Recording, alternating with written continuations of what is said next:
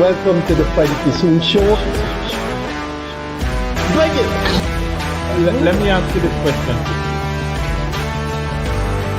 I would like to ask the AG to propose legislation for what we call small claims court.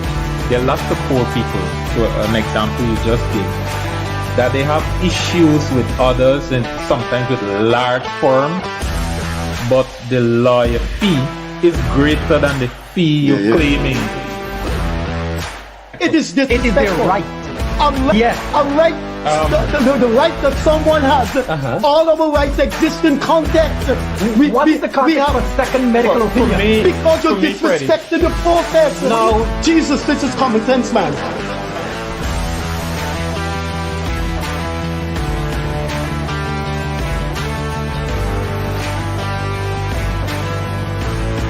Any situation which you seem to do, you're just dealing with Afro-Guyanese issues.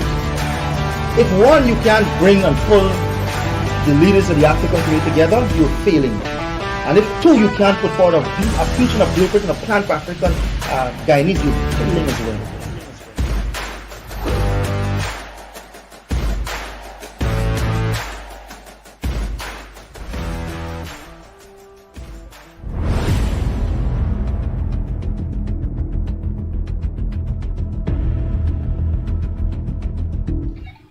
Pleasant Friday evening to you.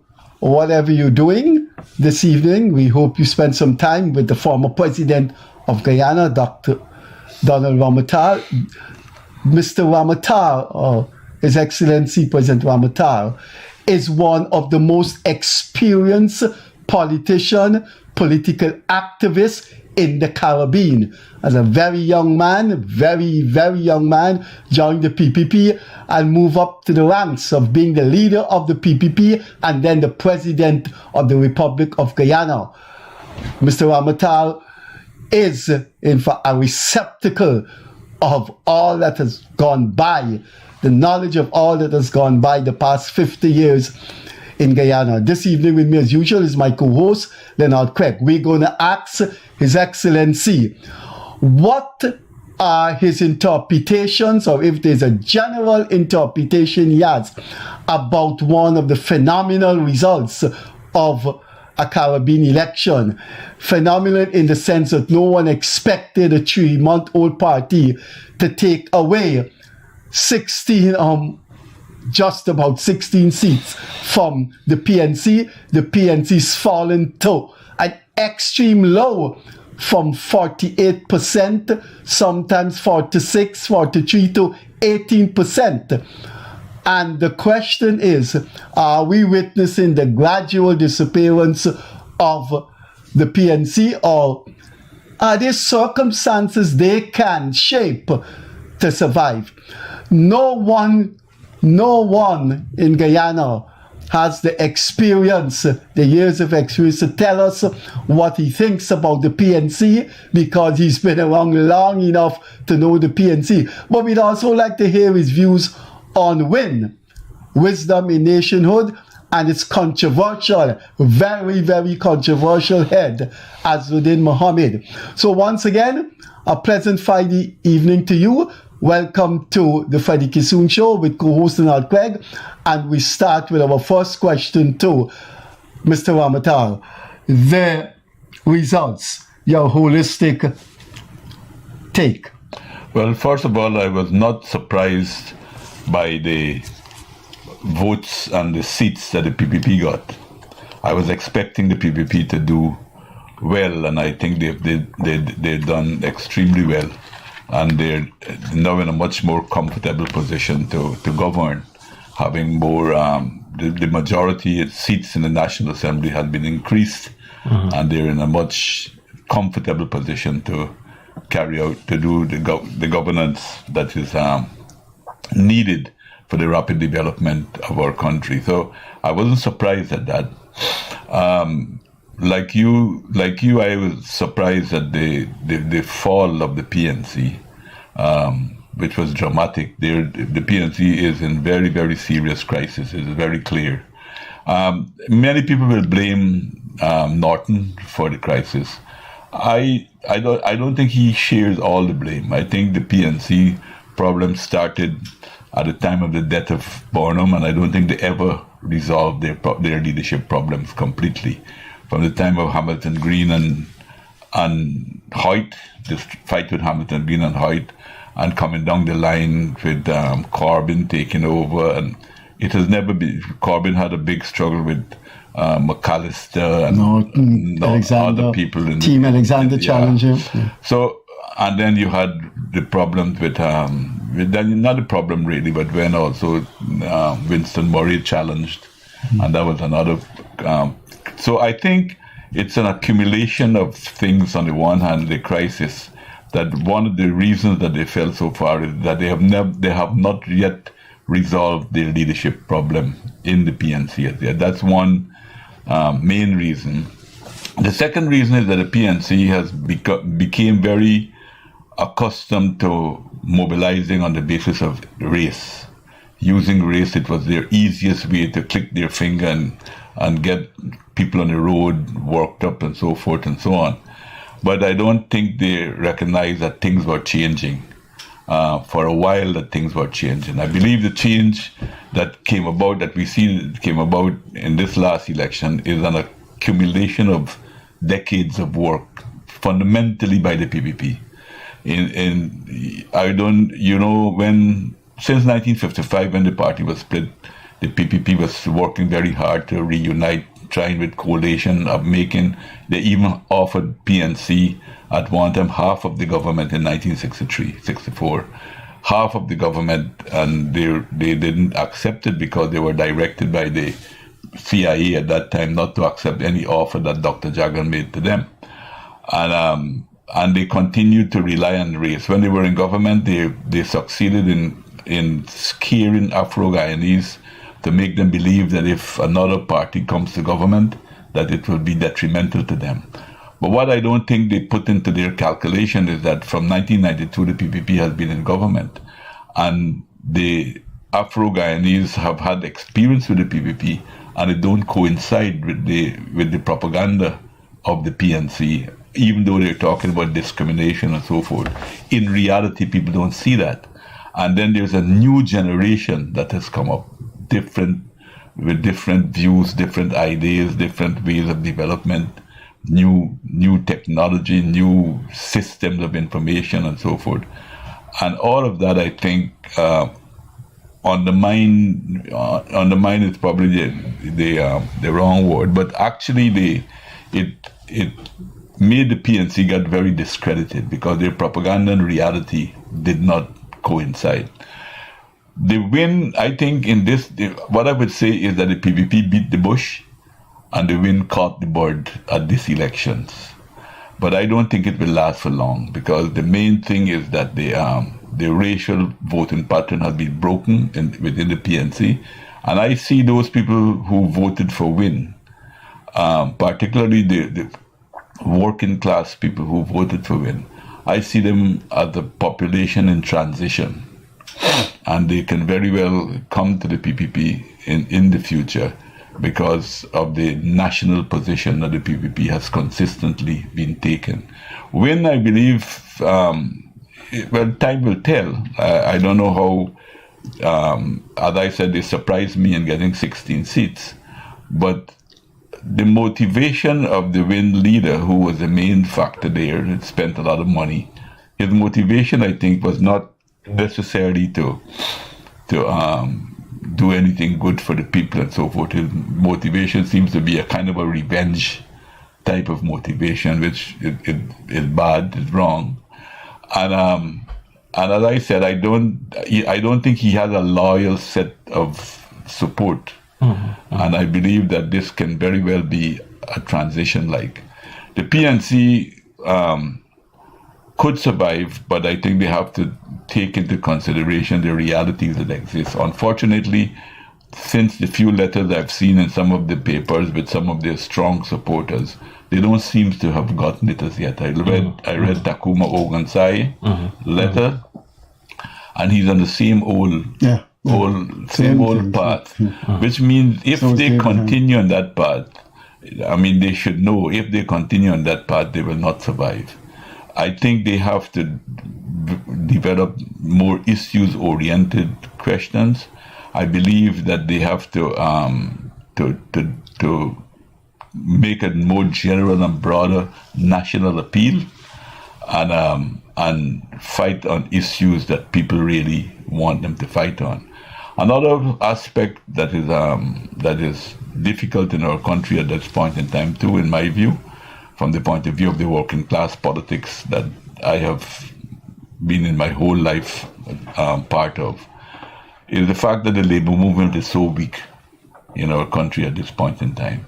The labor movement has practically not existed, largely because since 1953, you know that when the British suspended our constitution in 1953, one thing that is not spoken about enough is that they also destroyed the TUC that was pro-working class and loyal to the working class and so forth, and established a new TUC.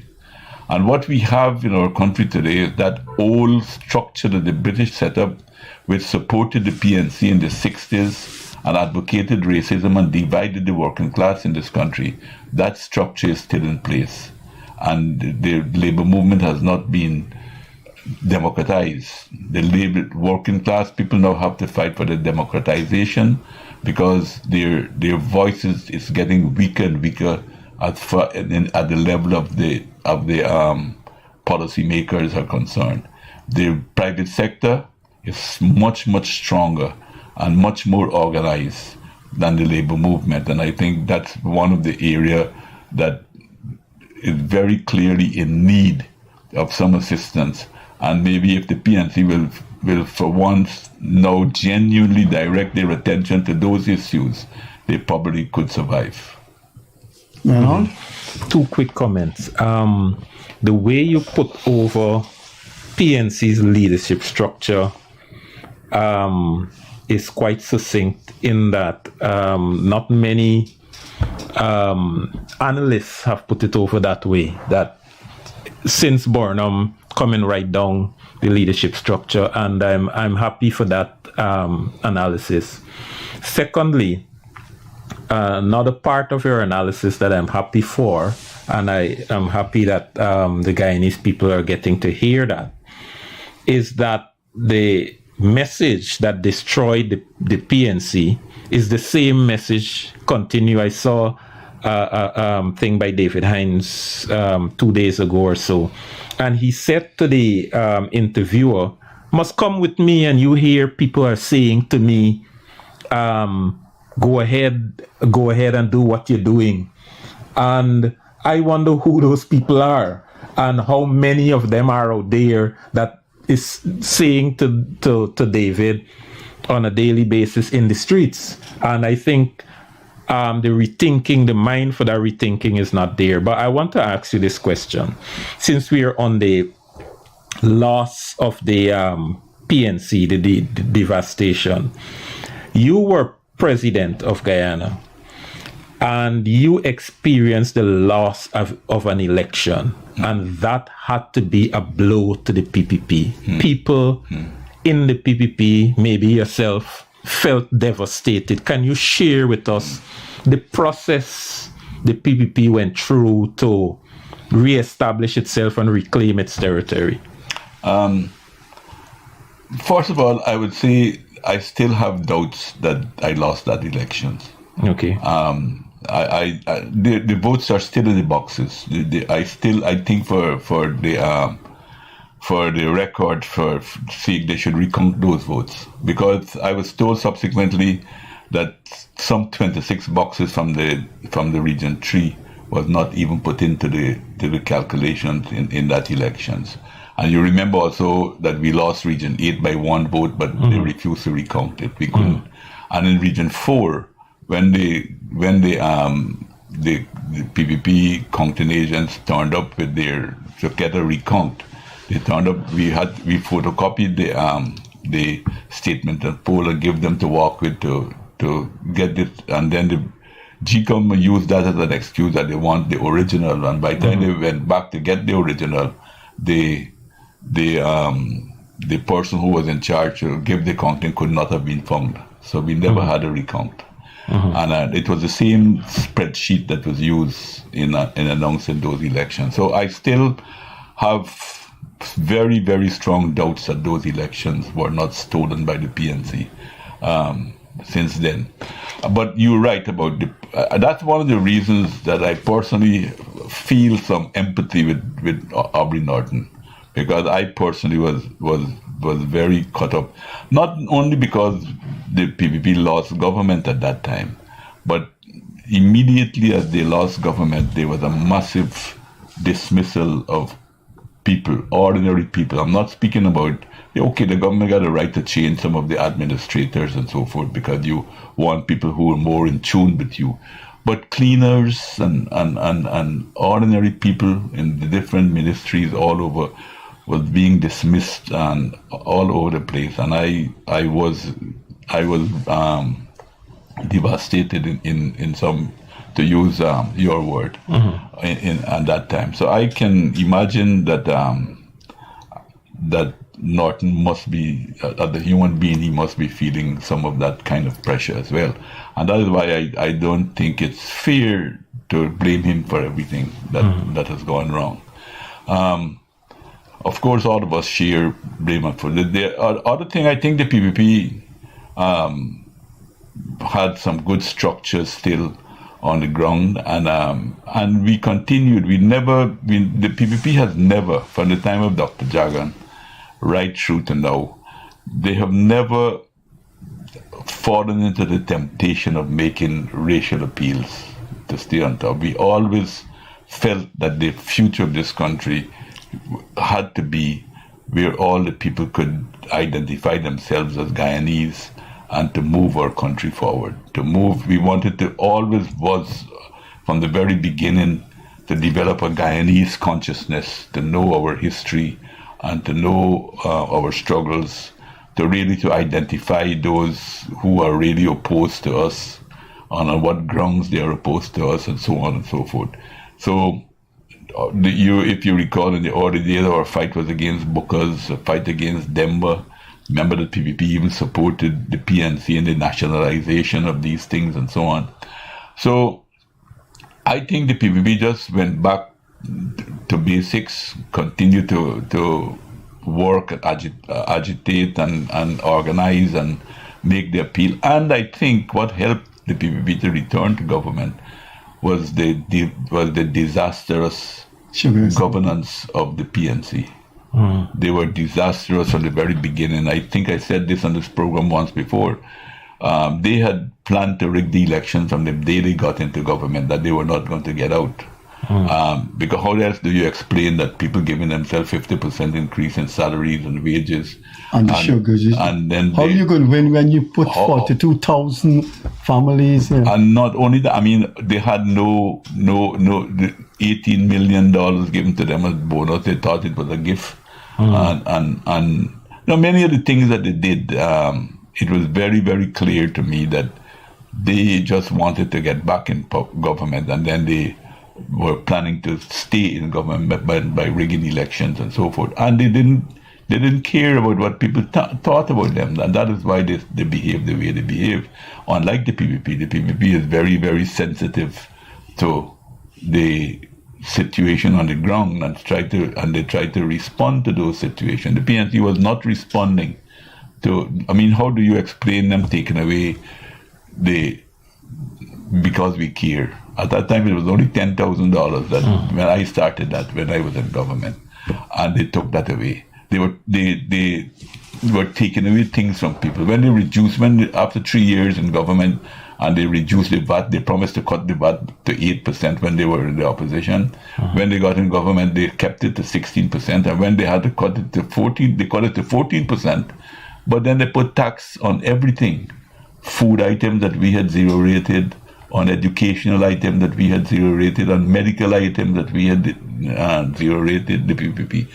So that 5 years was a total disaster on their part. Then, of course, you had the Exxon Mobil signing of that 2%, which was, a sweetheart deal that ExxonMobil got in that regard. And I think all of that helped to discredit the PNC, and of course they abandoned a lot of things. For instance, this road going from Ogle to that was just open through Ogle going to the East Bank, connecting East Coast and East Bank. That was one of the last things that I negotiated when I was in January 2015. And they didn't take it when they were getting government. I understand from unofficial sources, not official sources, that one of the reasons they didn't do it because they wanted, you had the Indian government was part of it. They had to get a company to do it. And when they got a company to do it, the PNC wanted another company with a higher bill to build the road. The same thing with the ferry to Northwest. That was one of the things that I negotiated too. That the last thing I negotiated, and the company that won it was the army, the shipyard, Indian shipyard. They won the contract to build that ferry. But when the PNC got in government, they wanted some other private company in India to do it. I don't know why they. So we're saying there was a racial twist to it? Is that? I'm not saying a racial twist. I'm saying there was. In both cases, the Indian company. But it all had to be Indian company because we were borrowing, we were getting the loan from India and so forth. But they, as I said, this is unofficial, but I understand that pretty reliable source anyhow, that they were not taking the lowest bidder, which the Indian company had, the Indian government had practically agreed with, that these were reputable people to do the thing. Listen. So when we came back to government, so it was done then, you know. Listen, you vastly experience both at the theoretical and practical levels of politics. You can have a ship sinking, and you can have a guy who says, let me take over the captaincy, because you're doing instruments, and he may be able to salvage the ship. But surely, if the PNC had that leadership, faulty, fragile leadership structure since Burnham died, Norton, when he came into power, to my mind, exacerbated all firewood in the PNC, exacerbated things that need not have done. The exodus of people, the inability to and I think you have to be of a very low quality not to want to shake the hand of a popular elected Caribbean leader. I mean, if the man is a dictator and people are in jail, the jails are overflowing, trade unions are banned, the man using ethnic slurs. You said this guy, but you have a very affable, lovable, and you refuse to shake the man on 2 occasions. You refuse to go to the funeral of a PNC icon. Surely he was sending it down. I think it's a wrong analysis that the PNC was working on all the time that caused that. Because remember when Norton got into government, some people were feeling that he thought, and maybe his campaign to get the leadership. When he became the leader. His campaign to become the leadership of the PNC, that he was going to be a militant leader. And that is some of the things that brought down Corbyn and so on, because that Corbyn was not militant enough. In my view, I think Corbyn was probably one of the best leaders the PNC had. And because I think he was more realistic and he was more sensitive to what was happening. So I know that for sure. Yeah, I know that for sure. And that's why you had APNU, and that's why and I think Norton was carried away by some of these people, the Henry Jeffreys and the David Hines, Lincoln Lewis and them, who was pushing for a more militant type of position. But the conditions did not exist for any of those things to happen. Working people were living better than the PNC was in government at all times. Not only directly, but indirectly, the non-wage benefits, the better road, the better infrastructure, the better social facilities, education, health, all of that. So they didn't have, as you mentioned just now, people were not in jail and there was no kind of oppression. So the PNC propaganda was totally at variance with what was the reality on the ground. And therefore, Norton's trying not to shake the president's hand because he wanted to show that he was a tough guy and a bad man in the political arena, it didn't catch on because there was no conditions for someone. As you mentioned, everybody saw President Ali as a very affable, a very open person, very people's person in that regard, and therefore their propaganda, and their misconception of things that to be militant. And again, I see that unfortunately Takubo Ngasai is saying the same thing again. And he said, again. I'm saying the same thing again. And it means therefore that they are, if they continue not taking a very objective condition of what is happening on the ground, then I believe they're in danger of disappearing. If they take a very objective position and fight things on their merits, I think they can recover what they lost in some ways. But they have to make a national appeal. Yeah. And they have to try to come up with programs that are realistic and to catch people's attention and so forth. But I think it's going to be a very tough job because, as I said, the PPP government has since 1992, they have always been very, very sensitive. They always keep their finger on the pulse of what is taking place and try to deal with the issues as they come up.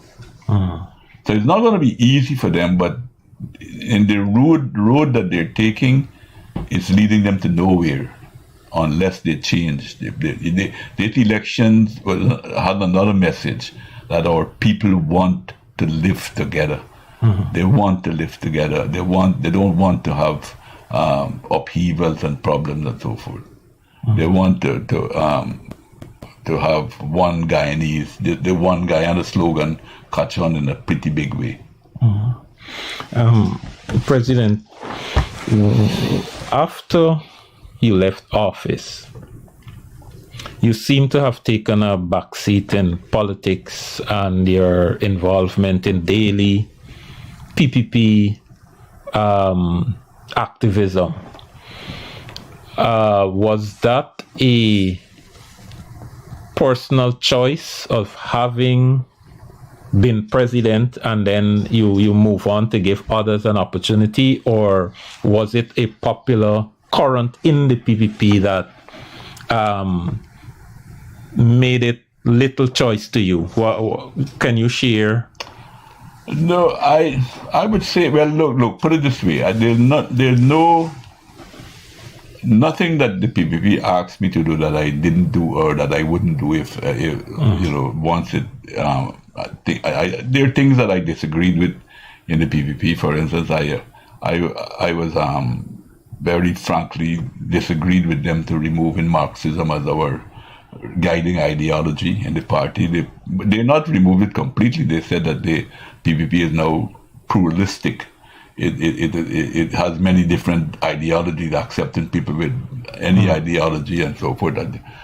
I still believe that that in order to really have a real national democratic society, that you need to give the working class a bigger voice in administration.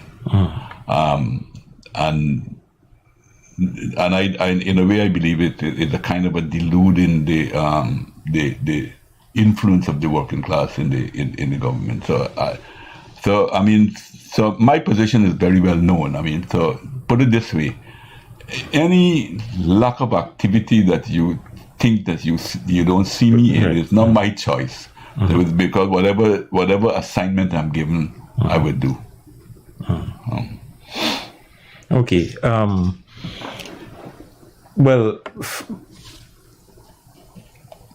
some aspect of my views believe that you are well placed in the sense that after you have served as president, you should just provide guidance and, and so on. And, become the term people use, an elder statesman, and I believe you're fulfilling that role adequately. During the election campaign, the size of the rallies and so on were indicating, larger than normal Afro support. I know you mentioned earlier that the PPP has always tried to appeal, but what was different in this election season? Because if you're saying that the PPP has always made that appeal, but then only this election season we see that overwhelming kind of support, what do you think was different now? Well, okay, as I said, it was the accumulation of all the work that we were doing in the past, and it was it was an improvement all the time, quiet improvement. But the last 5 years that the PPP has been in office, I think, was decisive in many ways, because it was the first time we had some more resources than we normally had up to 2020. We didn't have the same kind of resources before, so when you were trying to do one thing one way, you had to be cutting in another area. You still have to do that now, but to a less extent. So I think that the PPP was able to demonstrate in a more tangible and powerful way that it does not discriminate. And every single community in this country benefited from government social programs for the infrastructural work that they were doing. I think the demonstration, which the PPP had always been doing, but over the last 5 years they were able to do it in a much more stronger way, helped tremendously in assisting them to have the type of crowd, the mixed crowds that they had. People were no longer afraid to be associated with the PPP because they saw that the PPP was actually representing their interests, regardless of their ethnicity or race. That the PPP was standing for them in a more national way. I mean, when they distributed cash grants, it was to everyone. When there was no area where it's not like, I mean, some of the things that the PNC did in the past was really horrible. For instance, in the quarantine, they skipped villages and didn't give them electricity. Skip villages and so forth. This 2015, 2020? No. He was talking before. Skip villages, not give them telephone, or sometimes if they had a one PNC support in the area, they run a line for that person alone. Some of the things that they did were really horrible. Nobody have that kind of experience with the PPP. That kind of discrimination disappeared when the PPP came into the government, right through from the very beginning. Although some of the propaganda lingered on and still had resonance in some way, but the longer the PPP was in government, it eroded those things. It was not, as David Hines, I think, said, or even Takubo Gonzalez said, that it was the PPP got Afro votes because of the poverty I mean, that is so illogical. You know, it is so illogical. I don't know if you don't think what he's writing, that the same people who probably supported him will say, this man is crazy. And it is, I think, because people recognize that the PPP is not in the business of discriminating against anyone. And they're doing their best to solve people's problems at a national level, and even at an individual level, as far as possible, they work to do that. Can you speak frankly? I don't think Mr. Brian Hunt, who's a diplomat, the last time I heard 5 years ago, he was serving in Mozambique. But there is this undercurrent whenever 2015 is being discussed, that at that time you didn't have a U.S. ambassador, so the charge d'affaires Brian Hunt was involved. Yeah. And people were saying, and this is my position from being on the ground and analyzing things, that he played a more than invisible role in the election and had undue influence on Steve Surridge Valley. You subscribe to that? I will be cautious in speaking about that because I don't have all the proof, but it is true that he did seem to have a lot of influence. I understand one person told me that they showed him a photograph they took of a statement of poll on a polling booth and how it varied with what was on the spreadsheet that was declared for this polling area. And he told the person, these elections are over. Mm-hmm. And that was even before the elections were declared. So, and I know that they had close relationship with the Elections Commission and so forth. But how much of that, I mean, nothing wrong with having no people in the different positions and so forth. But how much of it translated into influencing the Elections Commission to do wickedness, I'm not sure. I would be cautious in speaking about that. But I do know that he was. I'm convinced now that he was very aggressive. He was behind some of the propaganda. You remember they had a program, Vote Like a Boss, which was if you go back and look at that, you will see it was very undermining towards me and the government at the time, towards the PPP. And there are many other things. I was also told that they had a survey done here by some university they had here, and they shared it with the opposition, a poll that was done here. And in fact, one opposition member told me, so what you want to do, man, if the people give me that, use the information of that and so forth. So I think that there was a level of interference in that regard. Not a question that we don't mind people having an interest to see that the elections are free and fair and over the board, so that the government can hold its head high in the national arena and so forth. Nothing is wrong with that.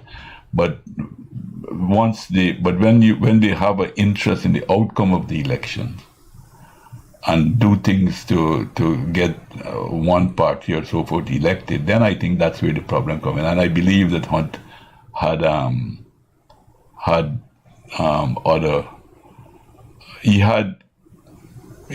from what I've learned even subsequently, I think he had an interest in seeing the PPP out of government.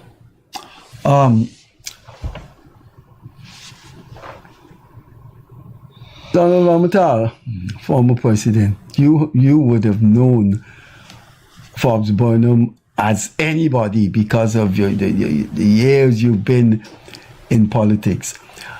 I asked Ralph Ramkaran, who would have known, who have got as much experience as you, whether Burnham was a demonic man, had a demonic side to his political output. He said he thinks, he wouldn't put it that way, he thinks Burnham was just out for power. Do you think there was a demonic side to Burnham? It's the logic of what took Burnham away. I think because everybody who knew him always speak of him as a very affable person, a very nice man, and I know that he had a lot of loyalty to people who were loyal to him and so forth. So on a personal level, I've never heard anything thing about him, but his politics led him in a certain direction.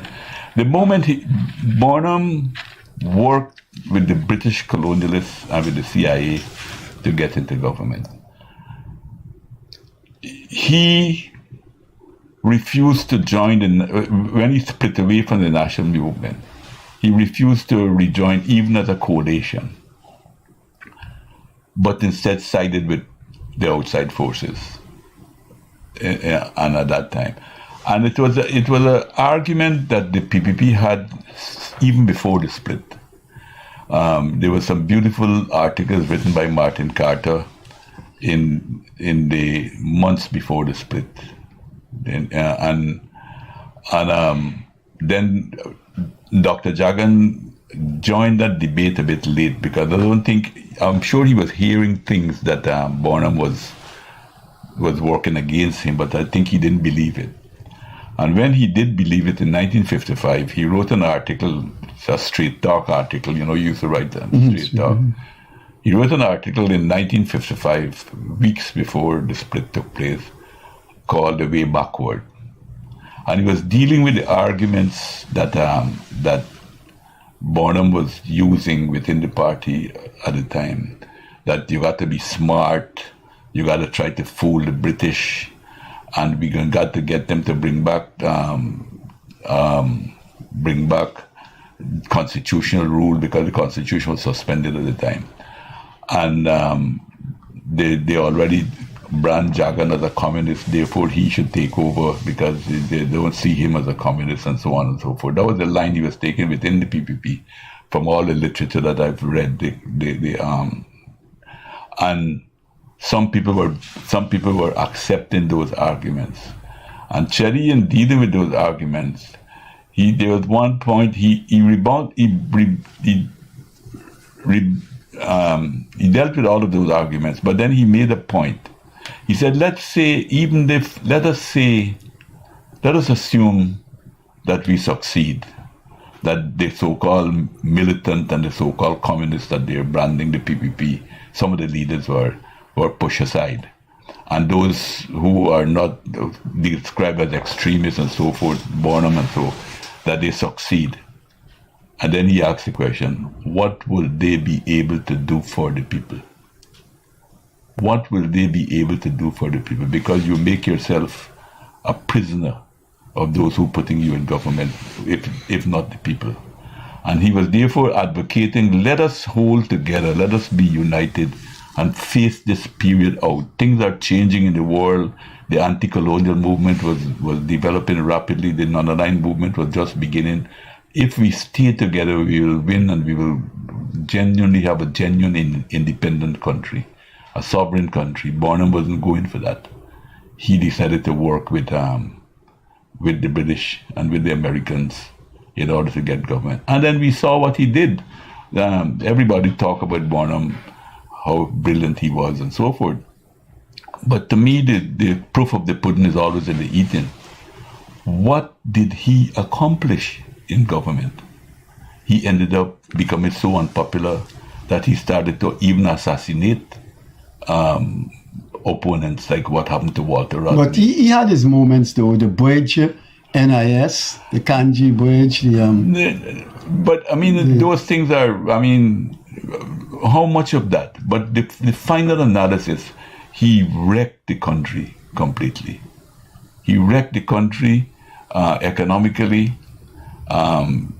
We were in the worst position we ever, and not because he was not a capable man, but because he had masters, and he was trying to balance it. To the end of his life, I think he was trying to live down his past, and he tried to take a militant position, but by then he had lost popularity and so forth. You spoke earlier of your disagreement with removing Marxism from the founding documents of the PPP. Not founding. That was never in the founding document, but it was from 1970. That is when the PPP put in their document Marxism. It was not in the founding document of the PPP.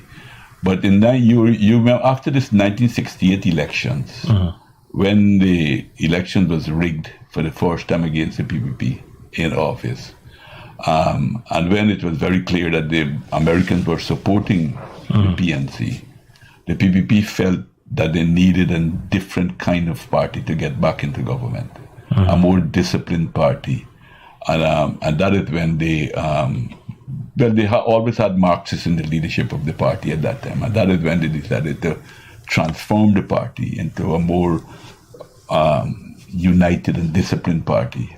And that is when they put Marxism, main ideology in the party. But you don't think that Marxism would have acted against the PPP to keep it in opposition longer, because it's at the time the geopolitical space, the geopolitical issues that were playing out, Marxism seemed to be opposite to what the Western world wanted to embrace.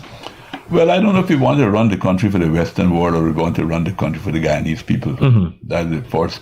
Yeah, but you got to attain government too. But let me make this point. Marxism didn't stop us from winning the 1992 elections.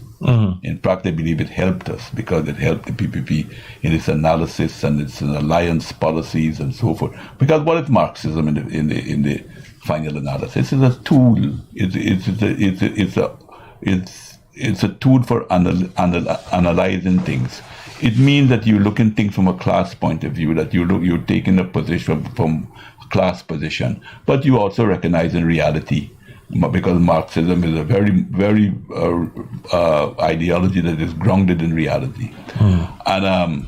And it didn't stop us. It helped the PPP, I think. It helped the PPP in its alliance policies all the time from the time of 1964 that it came out of government, right through. They had different alliances all the way up and down. It helped the PPP when they were in government to understand that you can't build a socialist society, as you rightly said, within the context of the international environment that we had. But the main thing to do is to try to democratize the society and so on and so forth. So I don't think that it was acting as any, I think it wasn't acting as any obstruction to the PPP. And in fact, it helped the PPP to be more disciplined and more purposeful in its activity. And I think without Marxism, that the party will become more loose, it's going to happen down the line, in my view. It's going to become more loose. It could be... You mean loose around a particular ideology? No, it wouldn't, because if you say... It wouldn't be that tight, disciplined party. Okay, right. And so forth. And it'd be more open and loose. It could be more open and loose. And I think that has its dangers as well. You mentioned just now that the PPP was trying to manage how people view it in terms of a socialist approach. If I could come back to the Marxism thing, China is guided by Marxism, Leninism. Well, that is the exact question I was about to ask you. No. Is Marxism guiding you in a socialist direction? Well, what it is saying is that what in China, let's take for instance China's position, where I believe Marxism is having its greatest success, that the Chinese leaders have, because of their Marxist position, they have recognized the stage of development where they are. They set themselves the goal of building a socialist society, a moderately developed socialist society and so forth. And they recognize all the forces that are involved in doing that. That is why they recognize the private sector, the cooperative sector, the state sector, and they have a more of a broader within the economics. They got forms of ownership that are reckoned all over. Not only one form of ownership that they have, but at the political level, they have the party that holds on to working class position. And what they're doing is still in the interest of the working class, put it that way. And the society had been the fastest growing society since 1980. There has not been another country that has been growing as fast as China. If you translate that... And that is also happening now in Vietnam as well. Vietnam, where people were escaping in all kind of boat and sinking up and dying in the seas, in the river. Today, it's a prosperous society because I think that they are taking, I think that Marxism has a lot to do with their development. And you believe Marxism is still relevant in 2025? In every In the country. Guyanese context? Because, yes, I think Marxism is not a dogma, put it that way. It doesn't have the other thing that you have to analyze your own realities and elaborate policies and so forth on the basis of those of your realities. From what I'm getting from you, right? You are separating certain aspects of Marxism because I believe certain aspects constitute a dogma. But like what? But what you have done is extract the reasoning aspect of Marxism, the ideological thing, the analytical aspect too. Yeah, but Marxism also has an economic aspect that does. Anyway, that's another thing. But I hear what you look. It has. If you want me to advise you what to read, I can tell you. Go and read a book, a booklet written by Frederick Engels called this came out just before the Communist Manifesto, Principles of Communism. Yeah, I'm aware of that. Well, okay, I think if you read that, then you will see that a lot of the practitioners of Marxism, a lot of the countries that sometimes practice, I think they didn't always apply Marxism correctly. And I also think that that maybe, like for instance, the Soviet Union, I think they were coming under so many pressure that they kind of locked themselves in to a certain condition in which they made a lot of mistakes. But if you read, like for instance, you're talking about economics. One person was asking a question to Engels at the time about the economy with the ownership. Right. And how you get the ownership. He never talked about taking away people's property. He never talked only about one form of property. But he talked about society evolving and people evolving. One of the things that people forget in many socialist countries, that there was another aspect of Marxism where they're speaking about a new man, creating a new man, because in the essence of Marxism, it is felt that they begin from the principle that man is essentially good. That is the exploitative society that created the selfishness, etc., in man.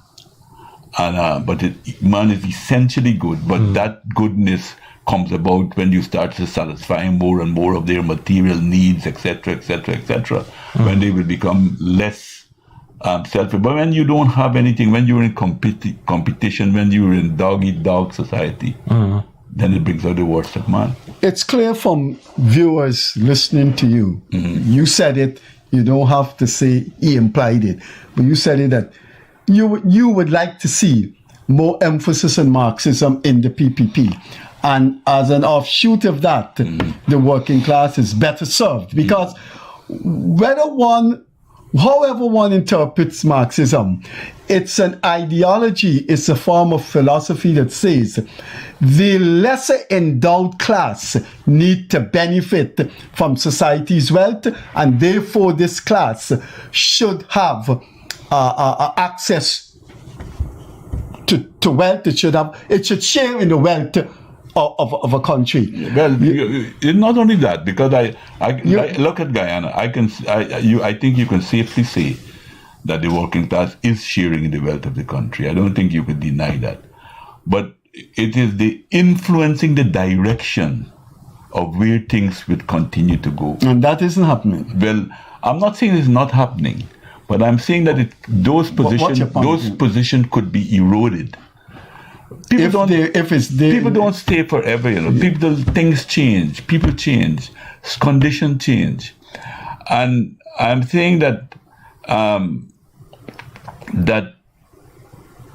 put it this way, that the working class needs to have a stronger influence in the direction of the government. Because if you leave everything to the private sector, private sector doesn't have loyalty to anything, only except money. Yeah. If you leave everything to the private sector, they're going to find ways and means to continue to undermine working class's position. And if the working class, you're talking about the whole class struggle story there, and if ordinary people benefit, it's going to be by the way, and not necessarily because of our studied direct policy in that regard. So, an infusion or a maintenance of Marxist analytical perspective in the exercise of state power at this present juncture in Guyana would stop the erosion of the working class elevation. It would empower the working class to direct the government in areas that are more beneficial to the working class. Yeah, and I think, you're probably right. You probably put it the right way. But I think, the workers need to have an influence on the direction where we're going, and not only to benefit in an indirect way. They need to have, and they need to understand. Sometimes you make concessions to for instance, you will say, some people will say that, okay, you support this business. This business also creates something for create jobs and so on and so forth for people and so forth. But things grow, things develop, things. I want to stop you there because you are so poignantly correct. You are so what's a good word? You're so pellucid in that outlay, because I feel it and see it in this country. And one of the agonies I have in this country, and I'm saying this to the thousands of viewers, it's an agony I live with. And I live with it because I confront it, and it confronts me, how the commercial banks have gone in a certain direction in which working people, I am saying this in unambiguous grammar. I think the commercial banking system has developed in such a way that it's insulting to working class people's future, working class people's entitlement. Once they have, and that has to be corrected. People are being working people are being hassled by the commercial banks. They don't want them anymore. I know. I'm not familiar with all that you're talking about the position with the banks and so forth. But once they're given this open leeway to do as they please, they always try to maximize their profit at the expense of other people. You know what Nova Scotia said? If you have less than $1 million in saving in the bank, you have to pay $5,000 yearly for that. They're actually saying, we don't want $1 million deposit from you. They don't. They see. I mean, a lot of these. Those vendors got to save their money in their house, because when they go with their $2 million, the banks don't want it. That's anti-working class. Yeah, you got it. That's the thing you're talking about. And also, you got to probably create. I mean, you need these banks too, right? Because I don't want to be misunderstood. I'm not saying that we have a socialist country here and we shouldn't do that and we shouldn't do that. These banks got a role to play within the society as well.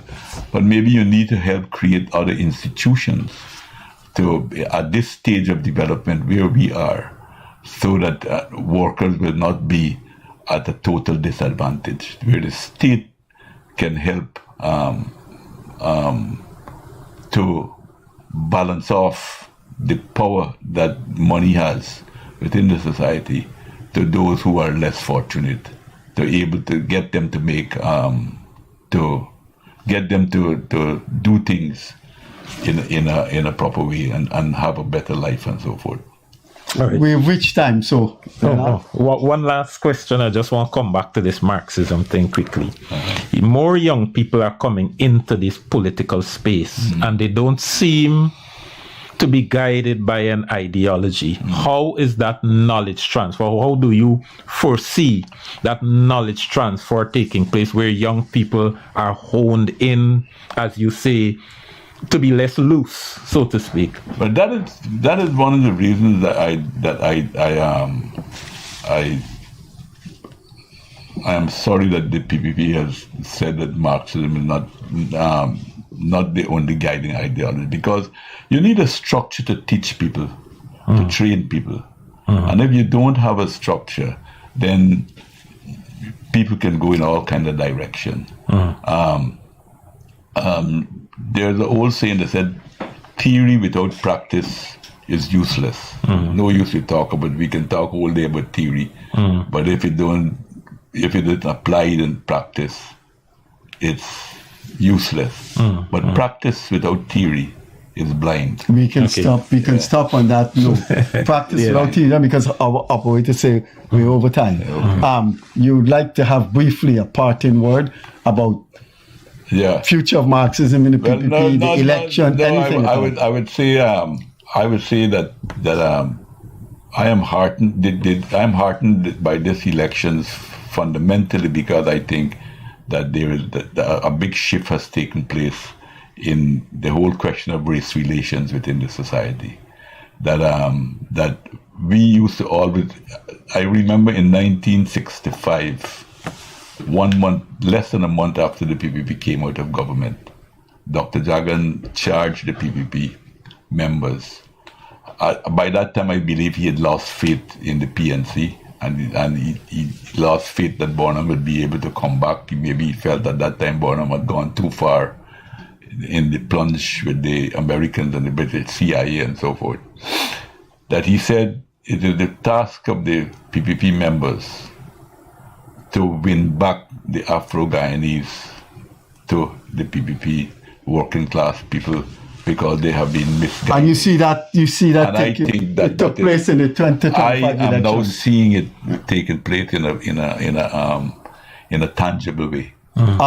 In a tangible way. Not completely, because as I said that I think we beat the bush and the wind caught the bird this time, but I think that with continuing working in the same direction, the PPP will benefit with more crossover. And I do hope that the working people are able to strengthen their position as you and I got older. It's left up to him to do that. I think the trade union movement got to democratize itself. We got to go. Yeah.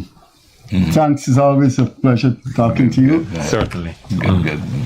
You were watching former President of Guyana, former leader of the PPP, His Excellency President Donald Ramotar, speaking about the election results and his take on what the PNC could do to survive and the future direction of the government of Guyana based on working class guidance, based on the acceptance of Marxist ideology.